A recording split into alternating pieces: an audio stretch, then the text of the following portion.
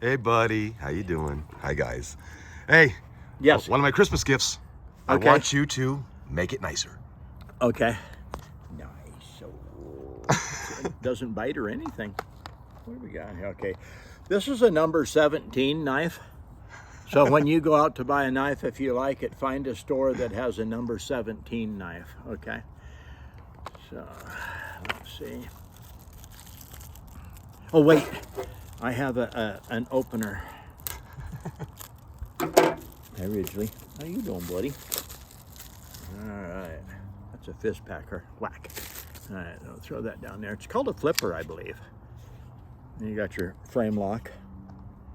I'm going to say something that I used to say. And then you have your center frame lock. Okay.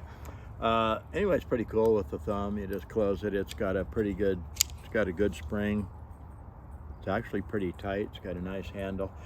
It's probably plastic. I'm sure it is. Wood grain. It's, got the bear, off there. It's really pretty cool. I'll hold it up this way, that way. Okay. It does have, the belt or the pocket loop probably. I don't like these ever. I just don't. To me, they're just a nuisance. I see people, you got a knife and it's stuck in your pocket with the knife, of course, in your pocket like that. But you can't get anything out of your pocket without pulling the knife off. You probably could, but I just don't like them. So anyway, all my knives, this one has one, but I keep threatening to take it off. I just don't have, the tool handy.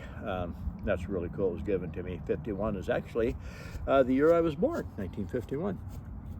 It was given to me for a very special reason, for a special friend that I don't know will make it too much longer, actually.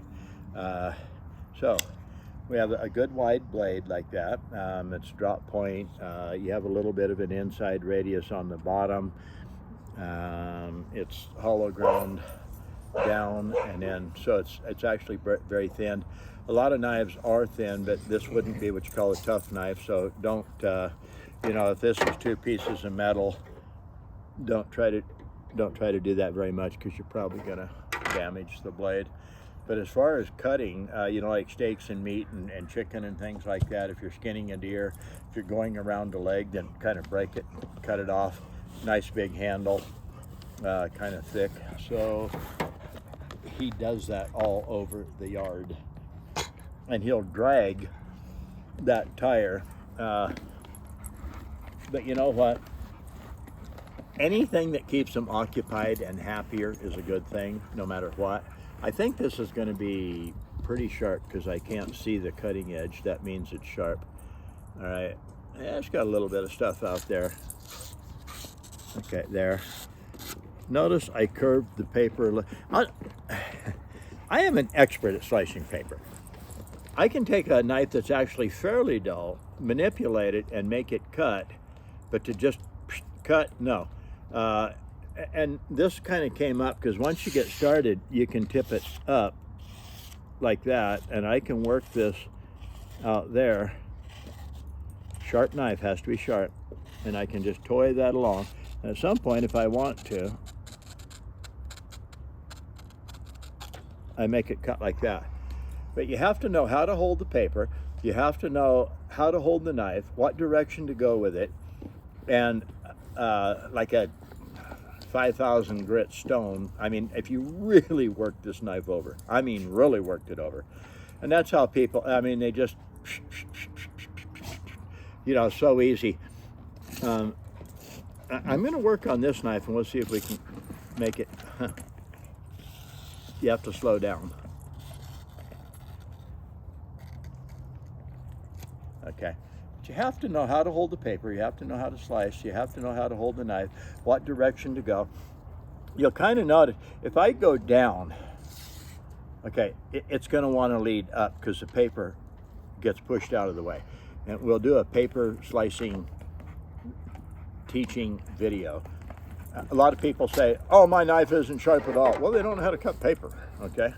So let's take, let's start using our new North Carolina USA made commemorative black. There's only 75 going to hit the website pretty soon. So I've already been saying, I've said that a little while ago. There's going to be a video put on. I don't think it's not up yet, so you wouldn't know. It was brand new. Pre-order by I guess as many as you can afford out of the 75. Please don't be a hog, though, I guess. And maybe we should limit this, actually. I mean, now that I'm thinking. People are buying 5, 6, 7 of them at a time. Please buy 1 or 2 and let more people have them. There's only 75 left to go on the website. Okay, so just like this. You don't have to pick it up every time. I can actually just do this with super light pressure. Come along like this, tip it. Now I'm going to come back at me like this a little ways, out this way. Make sure that you don't tip it up too far. Too far would be, even that's too far. Keep it down about like that. If you go above that, even to this, you're probably going to dull the knife. Then you get PO'd at me. You call the sharpener junk. I'm just going to say this. All sharpeners work, period. Some work better. Some require more work. Some require electricity. All sharpening requires some knowledge. It's not the sharpener that does the sharpening. It's you. You're using a tool. It's inanimate. Has no brain, has no arms, legs, or fingers. Can't do anything on its own. If you touch up a sharp knife and it's duller, it's because you screwed it up. If it's a whetstone, a Lansky, a steel, ceramic, if it's a pull-through, okay, if you've been sharpening your knife at 10 degrees on each side and you run it through a 15 degrees on each side, it's actually going to make it duller. It'll make it tougher, but it will make it duller. So you might say, your sharpener dulled my knife. A lot of people love to say that. They just love to say that, okay? But if it's 10 on each side, 15 on each side, of course it's going to be duller, it's going to be thicker, but it's going to be tougher, okay? So you have to have a little bit of a brain, some understanding. You have to know something about sharpening, okay? And even with a whetstone, people say, yeah, but your sharpener's just going to dull my knife. Well, if you have a whetstone and you're not very smart, here's your whetstone. If you ever tip it up too much and work on it, or I've seen this, I watch people very closely. When they're working, at some point, in the back of their mind, they go, I got to get to the cutting edge. So they tip it up like that. Well, guess what just happened to the cutting edge? So you have to know a little bit about what you're doing. So we just do this, and I can see in the sun right there, I don't know how you're going to see it, but right here, there's actually many facets like a diamond, shiny spots.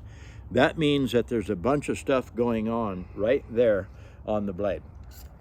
So let's do this a little bit, and I just watch them disappear, just like that.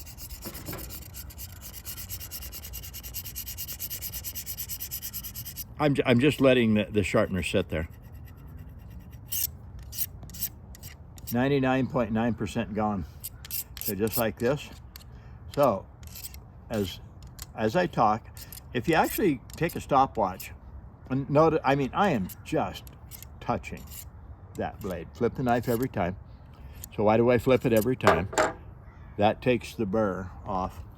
So if I do this, it shouldn't grab very much. It's sharp. If I do this, it shouldn't grab. I'm going to go ahead and do this. All right, I'll do this first. There's so much to what I do. Okay, you have to admit. Now, hey, thank you. For the little urchin trolls that are more like a mushroom, that live in grandma's basement, begging for food and scared of the light, you're just going to say, I held the paper different, or I held the knife different, or I pushed it faster, or something. A knife super sharp, you can push it faster and get away with it. I know enough that when I touch the paper, I know enough. Will the knife take more speed? Or do I have to go slower? Or do I have to tip the knife so it's slicing more? Or do I have to come out here on the round, the radius? Because then the paper's actually sliding up around. And as it slides up around, it's more apt to cut. I don't ever cut paper, I slice paper. A super dull knife, I might use the words, will this even cut paper? Cutting paper and slicing paper is 1,000% different, okay? And if you go, that one has something right in there, or it would have never tore the paper, okay? I use really thin paper and I will check like this.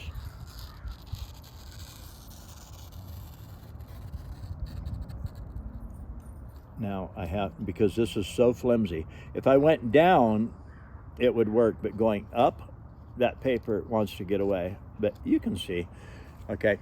Part of the reason I drag it so slow is I'm looking for the tiniest little nicks, the tiniest imperfections, the tiniest flat spots, the tiniest little dull spots.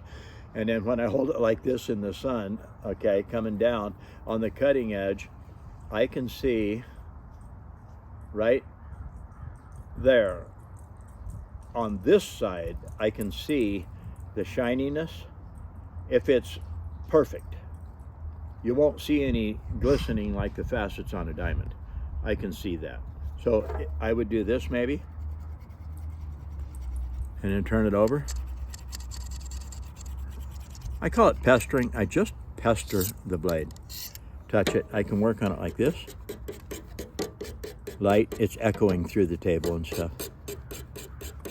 Just like that. With a whetstone, you can't possibly, absolutely, physically impossible to work on any little part as much as I desire to until it's fixed, because you can't see what you're doing. You can only see the elevation of the backbone off the whetstone. You can't see anything else. Totally blind. If a blind person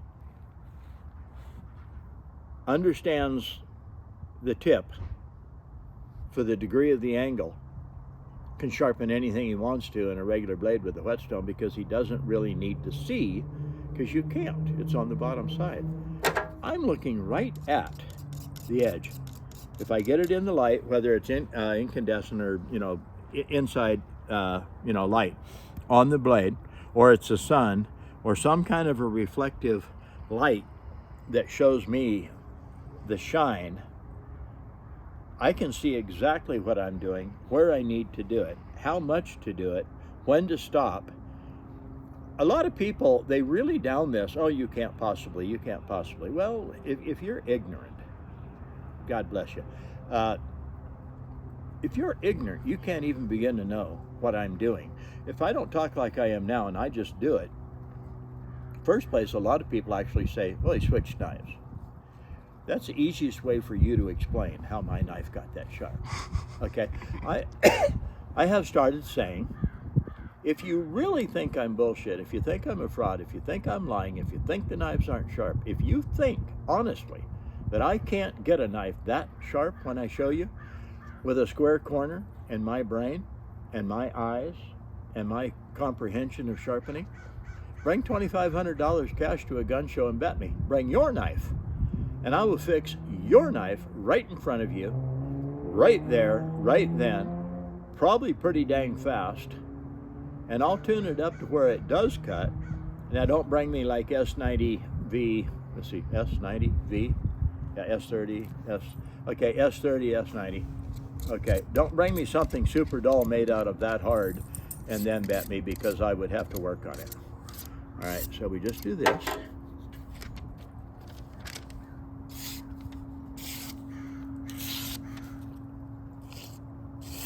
Clear out there. If I come down and back up, the paper gets flimsier, but it never does tear. It cuts all the way out. See how clean that is? All right, this is a little ragged, but where you turn, you get the idea. I can make knives sharp because I'm really good. I have a really good tool. Go to sharpensbest.com. This happens to be the Sharpen Spark Mini. Okay, it does have a bottle opener, or metal bending, or picking up a pot out of the fire.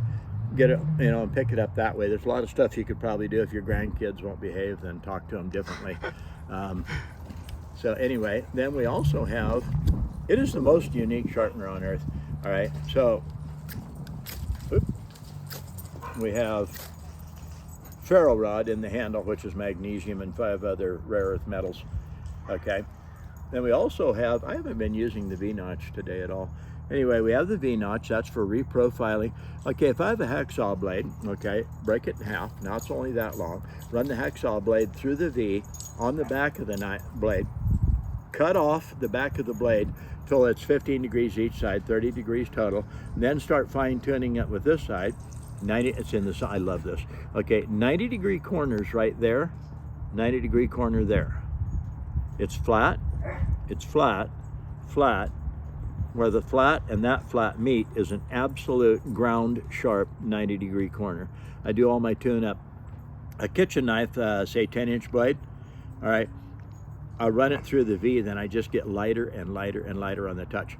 I have a little rule with my knives. I never use my knives, period, without running them through the V at least 3 times, very light. So every time I cut up, you know, chicken and meat and pork chops and all that stuff and potatoes and all of my stuff that I make a lot of stew and things. When I'm done, wash the knife first. You don't want any fat, no fat. Animal fat gets on those corners, you're a little bit screwed.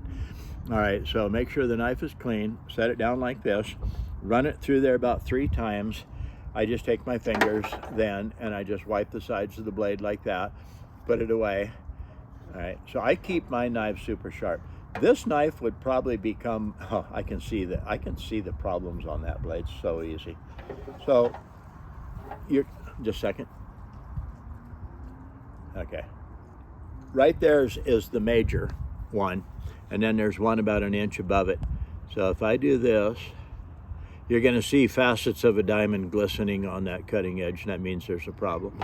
So anyway, tune them up a little bit here, tune them up a little bit like that if you want to, but tune your knives up every use. So now, all right, and this thing catches. With a whetstone, you have to do the inside and the outside radius. So your I should just get a whetstone and demo it, but I don't even like those things in my hand. Do I work a little once in a while? Yeah. There, right there is a callus. You don't get those from sharpening knives. So anyways, you know, buy the sharpeners, go to sharpensbest.com. You can run them through the V a little bit if you want to. All serrated edge blades I do here. Things like fingernail clippers, and your scissors, things like that. Go to YouTube, Sharpens Best. There's, I don't even know anymore, there's got to be pushing 900 sharpening videos. Yes, I do other videos. I try to make my channel interesting, you know, vacations and stuff, and snow and splitting wood and shoveling and, you know, stuck in the snow like I was. I was actually scared. I got stuck 100 yards in deeper than I should have been. The wind was blowing 50, 60 miles an hour. Almost couldn't push my door open on my Jeep. I was trying to help a guy who was stuck. He was using my cell phone, and the length of time it took him just to make a phone call to his mother, describe what was going on. You got to come get me. I'll walk out to the blacktop. The wind drifted the snow in my tracks, where my Jeep was, to where I was actually stuck.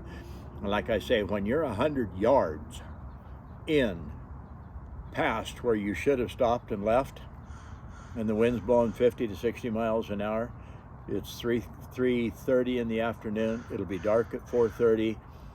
It's only going to get worse. That's a bad problem. I'm 71 years old. Not that makes a huge difference, but the older you get, the more you can't work as hard as I used to. Okay, so this is Brad Buckner, sharpensbest.com. You take care. Have a great day. Sharpensbest.com. Sharpensbest.com. People say, well, you only talk about the sharpeners because you're trying to sell them. Hello? Do we need to get Watson to explain that to you? You know, go to sharpensbest.com. We'll catch you later. My knife, sir. Oh, I sell them. That's what makes them profitable for me. Oh, all right. Thank you, buddy. That's really actually a pretty cool knife, and I like the size, because a lot of the stuff you're doing, you need a good enough handle to really cut things with. This knife is really cool, okay, but it has a small, slick handle. It is a bit, this one, Kershaw. Anyway, it's really a good little knife, but I like it because it's very pocketable. Talk to you later.